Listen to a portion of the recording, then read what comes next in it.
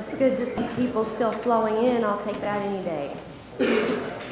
Welcome this fresh morning as we edge towards winter. I'm grateful to see you here at the King Institute for Faith and Culture.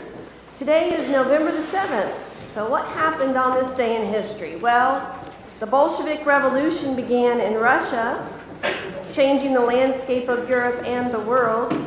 Albert Camus was born, the great French philosophical author who wrote classics such as The Plague and The Stranger.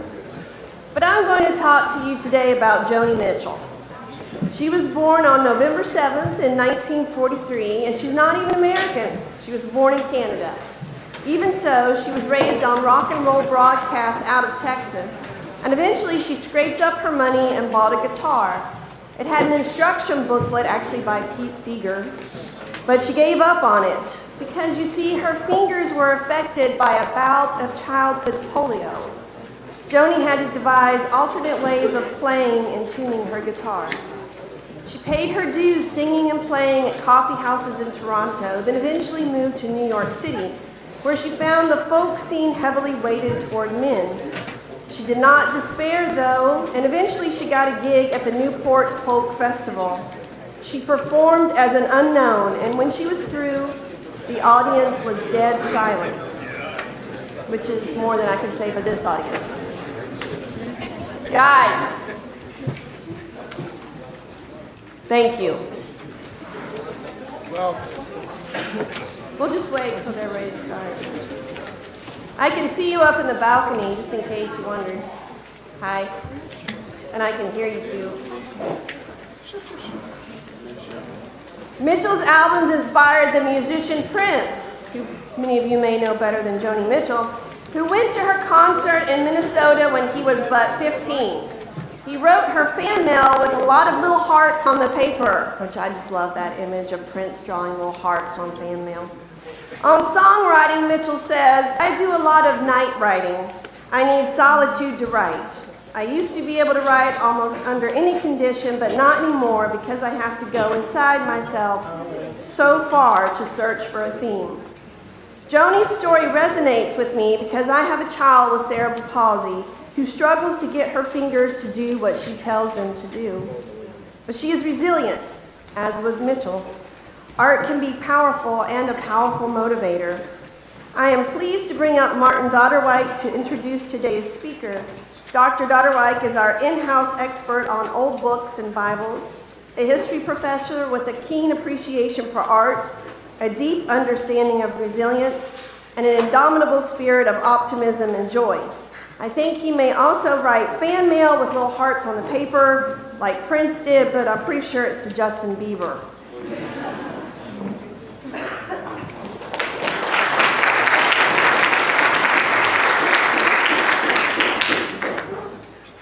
Actually, Justin Bieber writes fan mail to me.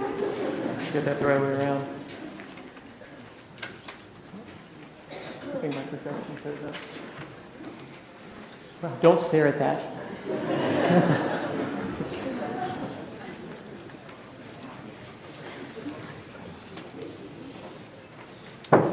Well, in a minute, what you're going to see are some pictures of my son, Peter.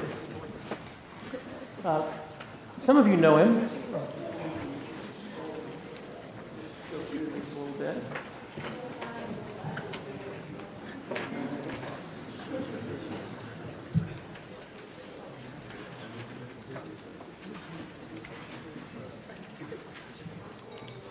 Well, if you could see these, he does all kinds of great poses.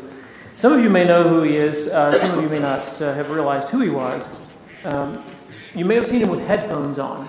A lot of times he's going to be around campus with headphones because he has sound sensitivities that make public places a challenge. But in these photos, you can see Peter as he really is without the headphones. There's your arrow. Yeah, thank you. Jolly and ridiculous and sweet. I'm showing these photos today because they are a testament to how well a portrait can work. Lee Jones, our faculty member and the photographer for these, made a space for Peter to be utterly himself. A space where he didn't need his headphones, where he felt comfortable to be who he is. And he captured that moment spectacularly. I don't know if Lee's here, but thank you, Lee, for these photographs. That's the same knack for bringing up the depths of a person in portraiture that marks the filmmaking of Travis Reed, our speaker today. If you go to his website, which is called The Work of the People, you'll find hundreds of video portraits that show people of faith wrestling, celebrating, questioning, worshiping, confessing, professing. Each portrait shows us the beauty of real persons, and each shows us Travis's skill in beckoning them to express themselves from the heart. Among what he calls his visual liturgies are a dazzling array of well-known theologians and pastors. Here, too, are lesser-known saints, like my friend Kurt's brother, Dwight Peterson. Travis filmed Dwight over the months in which Dwight was dying. And Kurt expressed to me, Kurt, my friend, said to me what I felt about seeing Peter's pictures, which is he felt he was seeing his brother. The power of the portrait beckons out the deepest self. Travis Reed comes from California. He tells his own life story with characteristic openness and vigor. He's worked in media for a long time, but he sees the work of the people as his calling, where he and his collaborators are, in his words, curators of a unique cloud of witnesses who challenge and invite us to live upside down and abundant lives. Please welcome Travis Reed.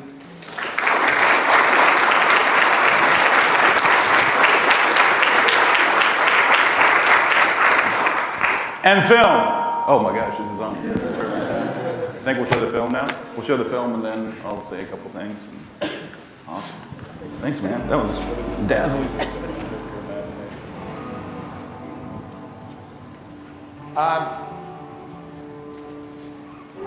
I think the audacity of it, if you take the kind of that fundamental frame which I do, that the God who is already, as it were, in the infinite bliss of heaven and in the communion of persons in love and all that stuff, would go, actually, what I need to do now is completely empty myself and go down and be utterly vulnerable. That's a very strange idea, but it's also very strangely attractive. That's all God's doing, is giving away God. There's nothing else. That's God's job description. I want to give away some more God. And God is trying through every metaphor, every act of creation, every moment of time to reveal a little more of God. And darn it, God has the hardest time giving away God. I would grow up being angry at God that He wasn't interested in our livelihood, on how we lived, because He was only interested about heaven. And it was good news if He would come and get us to go to heaven. But He wasn't coming, so it ceased to be good news until I realized that Jesus wasn't like that. She goes, I think I believe in Jesus. And I was like, oh my God, I'm so sorry, you're like screwed now. When they came here and told us about Jesus, they ignited a revolution that they couldn't hold back. I like that. You know, when they told us about Jesus, they ignited a revolution that you can't hold back. So when you go tell people about Jesus, man, you done did something that we heard this as good news. We heard this as go down Moses and tell old Pharaoh to let my people go. I find that many people who are Christ followers operate at a fundamental perception level about what the Bible teaches.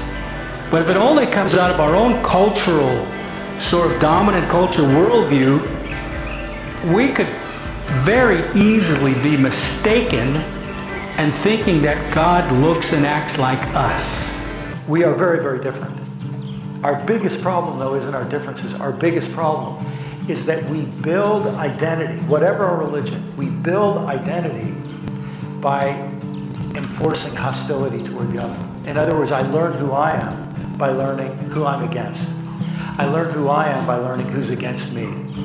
The art to be saved or born again or Holy Ghost filled is to be called into opposition with injustice.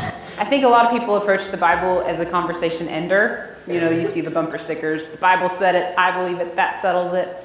And I think that the Bible, with all of its tensions and conflicts and competing voices and perspectives, invites us into conversation with one another. I believe the Bible's meant to be a conversation starter, not a conversation ender. What's tranquilizing our conscience? Money. Money. Church was largely silent throughout most of the early 20th century when we had racial terrorism in this country, where thousands of people were being lynched. I didn't read about that in my history. There were people lynched in America from the end of Reconstruction until World War II. Thousands of African Americans were pulled from their homes, sometimes pulled from churches. They were burned alive. They were hanged. They were murdered. They were shot. They were sometimes lynched in the public square with thousands of people, including people who regularly went to church cheering on these acts of violence and terror. It was terrorism. And the church was largely silent. I have very little sympathy for those who have received so much privilege and so much blessing and turn that around and use that privilege and blessing to oppress others. Your salvation is dependent on the individual who walks through the desert coming from Mexico. Because how you deal with that individual determines your very salvation. Now, I have no doubt somebody will quickly say, but wait a minute, I'm saved by grace, not works, lest anyone should boast. Yay, hallelujah, great. However, a tree is known by its fruit. Why are we so concerned about have power and show power? Religion is not for sale. That is that's what we have made it to be. The church has one main function: to teach people to love. It's not all on my shoulders now. And if I fail, the world doesn't stop. If I get things wrong, the world doesn't collapse. If I don't succeed, it's not the end of everything. Life comes from the recognition that I can't do it on my own. Friendship for me is the most important incarnation of truth. I think there is a huge bias in the Bible about taking pain as the primary language of human possibility. There is a sense in which if I will trust that what comes to me is for me, now that's the hugest faith statement I can make to you. If I will trust that what comes to me in my life is for me and not against me, which usually it is, depending on my ability to breathe and let it in, and that has no guarantees about the pain that comes my way. But what I find is that it breaks my idols, that it breaks my isolation, that it challenges my sense of independence. It does all kinds of things for me that I would not willingly do, that are for me, that are for my health. I know that the only way to get out of it is to get into it. The only way to deal with the darkness is not to try to walk around it or turn your back on it or pretend it isn't there, but to go deeper into it until you start to see a little bit of light and a little bit more light. Jesus is absolutely in the middle. If you want to know who God is, look at Jesus. If you want to know what it means to be human, look at Jesus. If you want to know what love is, look at Jesus. If you want to know what grief is, look at Jesus. And go on looking until you're not just a spectator, but you're actually part of the drama which has him as its central character. Oh, they said, you must have a great many things you need to ask God for. And with some indignation he said, I'm not asking God for anything. Oh, they said, well, what are you doing then all that time in church? And he replied, I just sit and look at God, and God sits and looks at me.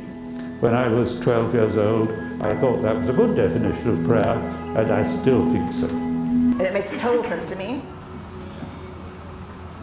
that Jesus would have to be the Son of God, because people would want love to be like unicorns, and rainbows. And so then you just send Jesus and people go, oh my God, love is hard, love is sacrifice, love is, eating with the sick, love is breaking bread with people that, love is trouble, love is rebellious. To believe is to enjoy the grace of God. It's not a must, but it's a privilege.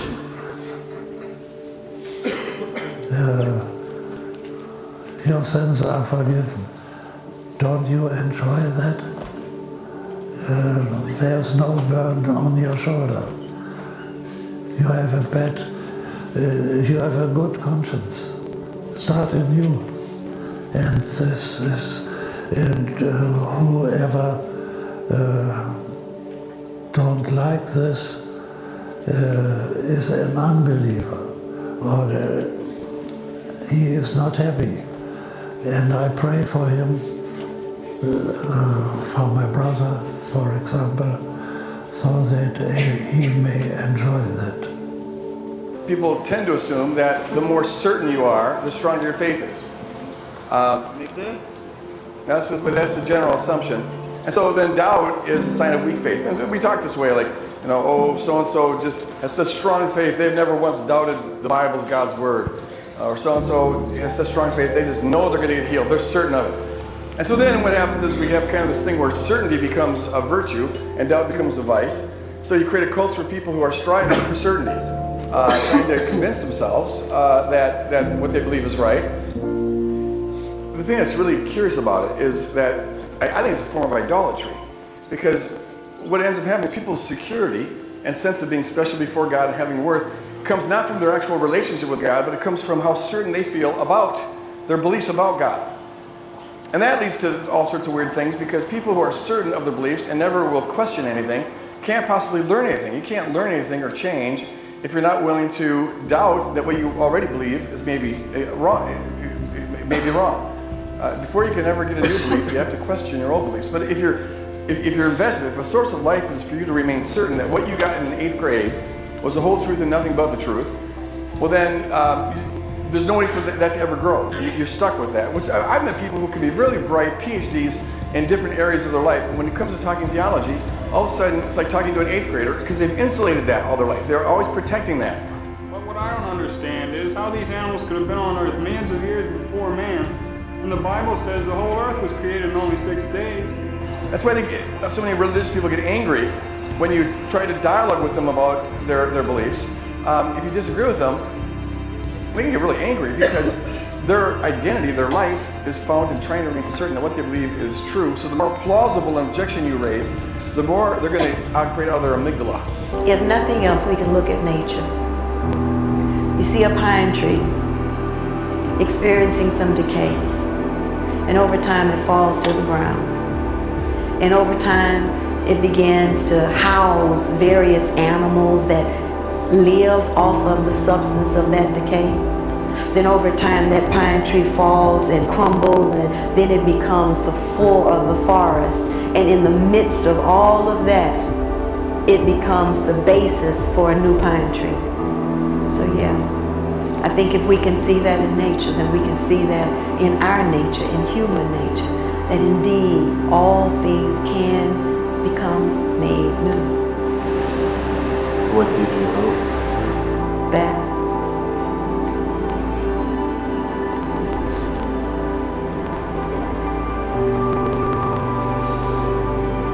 That gives me hope, because I see a lot of people suffering. And I know that even in my own suffering, God gives me an opportunity to dig down deep past all of the pain and past all of the disappointment and the hurt and the rejection and the injustices. And in the midst of that, He will let me see just a glimpse of something life-giving. That's what gives me hope. What are you thinking about? Oh, I was thinking about, I wonder what Travis is going to say next. I have just discovered 2 verses in the book of Exodus in chapter 10 where God says, I guess to Moses, and Moses says, somebody says, I have done all these plagues in order that you may tell your grandchildren about them. So I've been working those two verses, that the whole drama of the Exodus was enacted in order that the grandparents could have something to say to their grandchildren. So, what I want to say to grandparents like me is your vocation in life is to talk about the juice of emancipation that's been in the world since the Exodus event. And the juice of emancipation is a summons to move out from whoever is the Pharaoh of your life. And I think you can work that personally, or you can work it, systemically about Pharaoh. That Pharaoh is always the agent of certitude and absolutism and all of that. And the news is that we don't owe Pharaoh anything. That's what I think. What's saving you today?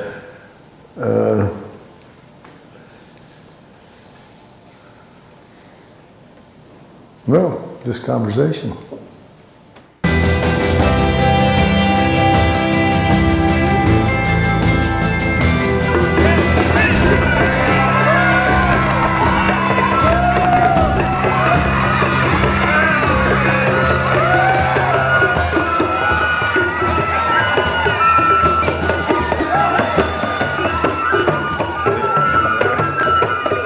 So, I don't know what this is leading us to.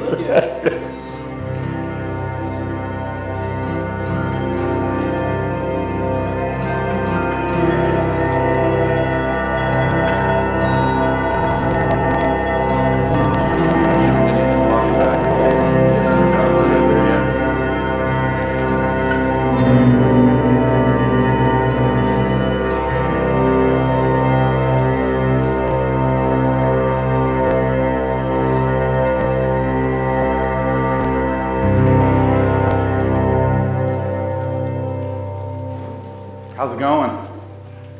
Howdy. I made the video longer so I could talk shorter, but I'm sure you guys know all about that. Thanks for the introduction. I'm Travis, from California and from Texas, a Texifornian, so half and half. And so like Joni Mitchell, I'm from Texas, and like Joni, I think too many parking lots dilute your imagination. Some of the older people will get that. All right, I'm going to read off the paper prompter here. I'm too ADD, so my surrogate, my wife's like, you should do that, and not because I'll be like, yeah, it's awesome, life is good. So I'm just going to jump in here. All right. I don't have any credentials. I once managed to get 13 moving violations in 12 months though, and I have credits at a handful of junior colleges sprinkled across Northern California. I was kicked out of the Army. I sold copy machines for 3 days, and incontinence and feminine hygiene products for 6 months. Seriously, it's horrible. I have neither a theology degree nor an arts degree, and I've never been to film school. I am by every rational measure unqualified for most everything. Fortunately, thank God, the kingdom of God isn't a rational place. It's absolutely irrational. In fact, it's upside down. For most of my life, I bought into the story from the voices around me that being uncredentialed informed my value.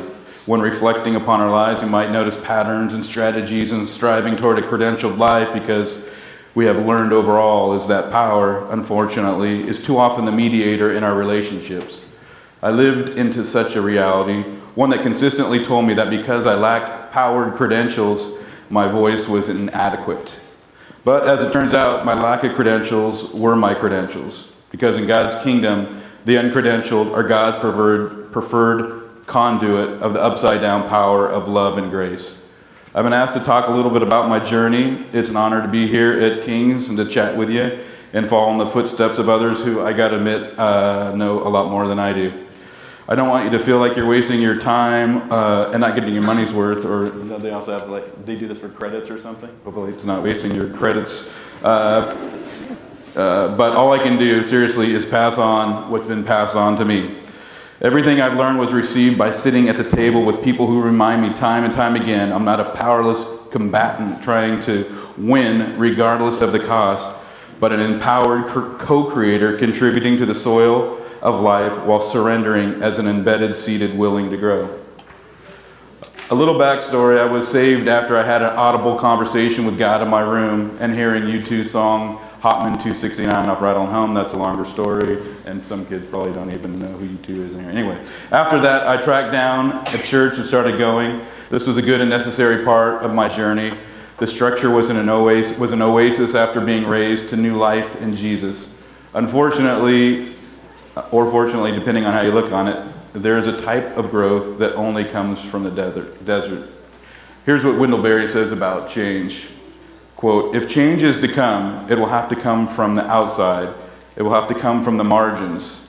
This sort of change is a dominant theme of our tradition, whose central figures have often worked their way inward from the margins. It was the desert, not the temple, that gave us the prophets, unquote. The world sees the desert as an unsustainable, dry wasteland, a place for the uncredentialed. But it's in the desert-like settings that God grows us into our humanity. I want to pass on a couple things from this particular time in my life. I don't want to be disingenuous, ungrateful, or self-righteous, but I do want to be honest about my story. Twice voices of authority from within good and necessary church structures advised against my desert journey. The advice was reasonable and perhaps even loving from their viewpoint, but it came from within structures that understand the world in a particular way. These structures excelled at job descriptions, but weren't as good at poetry. They could execute management techniques, but weren't as good at dancing life. They could grow buildings and could knock the ball out of the park when it came to executing Sunday mornings, but weren't as good at growing people. I only offer this tidbit to let you know that when you get called into the desert, people may warn you against it. It's just that they are dependent on the system to feel safe. It feeds them in a multiple of ways. And someone choosing to embrace the unknown, virtually heading for the fire escape, raises all sorts of questions that they just assume never ask or answer. They may want to remind you of the vision and not to lose sight of it. It's my hope that when this happens, you will be clear enough to recognize whose lens you're being asked to see through. I'm likely treading on sensitive ground, so I'll defer to Dietrich Bonhoeffer on this one. Bonhoeffer says, quote, those who love their dream of Christian community more than they love the Christian community itself become destroyers of that Christian community, even though their personal intentions may be ever so honest, earnest, and sacrificial. It is not we who build, Christ builds the church.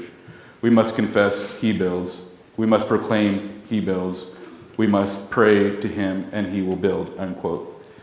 It's been my experience that many faith communities aren't inclined to send people on risky desert journeys. Further, churches often aren't set up to equip people for surviving desert journeys. Okay, so to make my long story as short as possible, I was called to a journey of discovery outside of my oasis into transformational sands. I got on my hands and knees and crawled out of a room filled with smoky Christian power where leaders were making people slaves of their own dreams, and landed into the arms of the uncredentialed who cared for me and taught me to breathe in grace and love, who, like Jesus said, you're not my servant, you're my friend. That's lame. It's not lame, but I'm like, why am I teared up? I'm like, God, it's awesome. Anyway, so we're with it. I filmed with hundreds of saints and sinners around the kingdom who all stirred my imagination and taught me to breathe in grace and love. But I'll just mention a few foundational conversation partners. The first friend I made in the desert was Claudio Oliver, the crazy Brazilian Jesus freak. I made my first film, Friendship Trips, with him. He suggested I don't do a mission trip, but do a friendship trip. He taught me that buildings come and go, but friendships are eternal. He taught me that poverty is lack of friendship. After being at the table with Claudio, I couldn't go back to normal. I knew that from then on, whatever the work of the people was going to become, I couldn't chase power. I had to go table to table, seeking Jesus as friends. I knew I needed to be continually saved, and it would be friendship that would save me. A friend introduced me to Walter Brueggemann's work in a book called The Prophetic Imagination.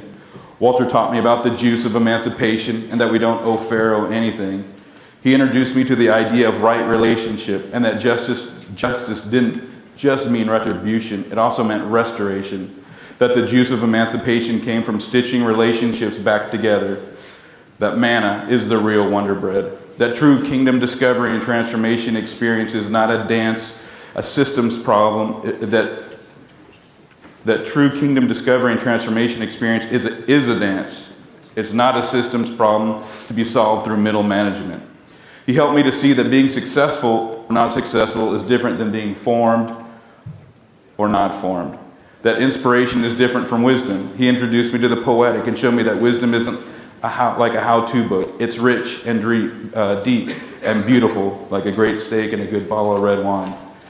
A friend who was crawling through a dark time in his life introduced me to an author he was reading at the time, Jean Vanier.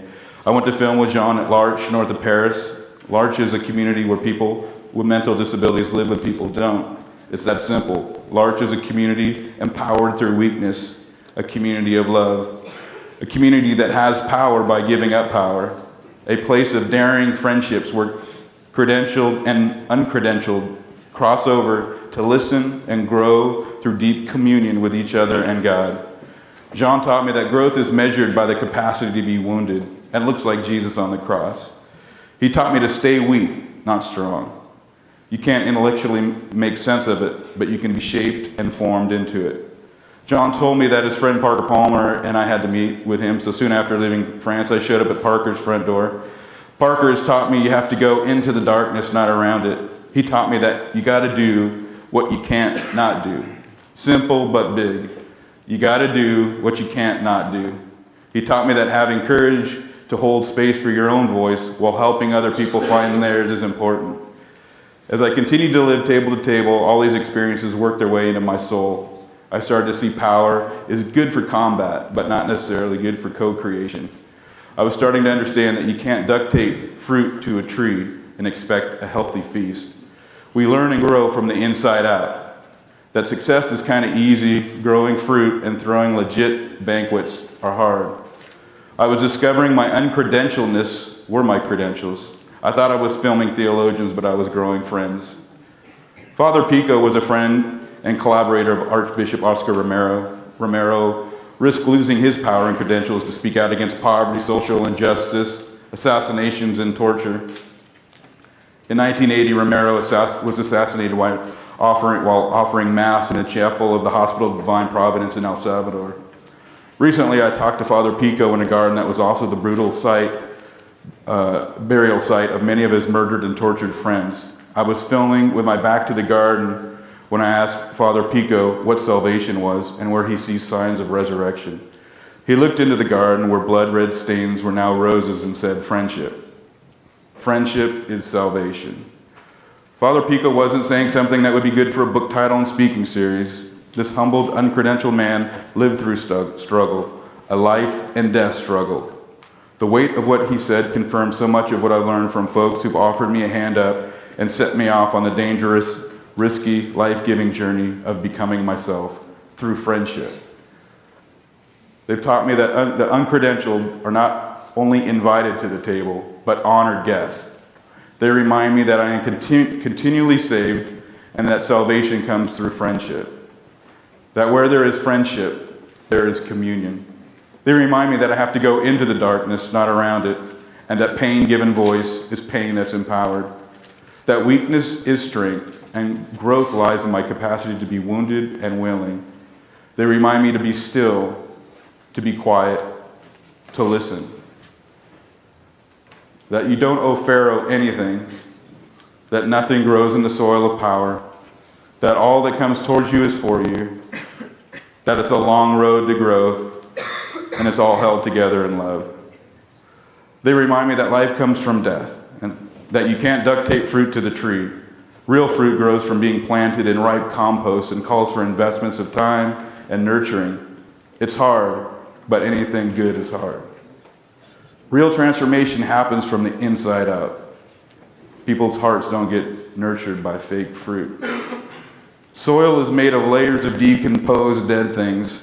When our spiritual soil is made of composited layers of a daily dying to power, it becomes the kind of soil that can sustain growth. The growth that leads to a capacity for patient co-creation the patient co-creation that eventually leads to sweet, sweet fruit. As long as you live out these upside-down mysteries, what you do will matter. When I said at the beginning, all I can do is pass on what I received, I wasn't just being cute and self-deprecating. It's honest, and it's also deeply true. That the beautiful, freeing thing about all this, all I can do is pass it on. All you can do is pass it on. It's not all on your shoulders, it's on all our shoulders. We just have to be still and quick to listen and receive what's been given. Learning to receive what comes over time relieves us from the urge to take. That's how a person goes from combat to co-creationist. It's not a cop-out. We actually grow by receiving. It's the way it's supposed to be. It's Eucharistical. You don't have to get a job and a haircut. Now, I don't want you to go into a job interview saying, hey, I'm weak and powerless and good at dying. But the good news is that's what I've learned. Giving up your credentials is what gives you the credentials that matter. You can't take the story, you share it. You don't protect the story, you give it away. Here's the story. Who is God? What does God want? What is God up to? Love. I know it sounds cheesy, but it's huge and true. The answer to all three, seriously. What is God? Love. What does God want? Love. What is God up to? Love. What does that look like here on earth? Love looks like the man Jesus, who is also the eternal Christ, sitting at the table saying, so you are no longer my friends. Yeah! You are no longer my servants. You are my friends. Love looks like Jesus passing on the love he received from the Father and the Spirit. Love looks like Jesus abiding in earthly friendships, opening his arms, his fleshy, incarnate arms. It looks like Jesus willing to be wounded so he can pass on the love of the Christ, the Father, and the Spirit. Jesus is the template. Sit at the table together. Pass on what you receive. That's it. It's that simple and that complicated. It's that beautiful and that scary. It has brought me to this affirmation, equally simple and complicated, equally beautiful and scary. I don't want to win. I want to grow. I don't want to leave here asking you, what are you going to do? But I will leave with a simple, complicated, beautiful, scary question. Who are you becoming? That's it. That's it. Boom.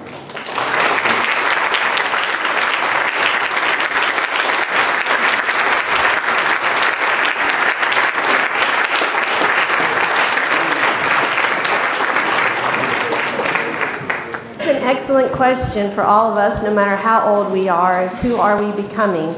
Travis will speak again tonight at 7 p.m. at First Presbyterian Church, which is just right over the hill here. Hope you all have a great day.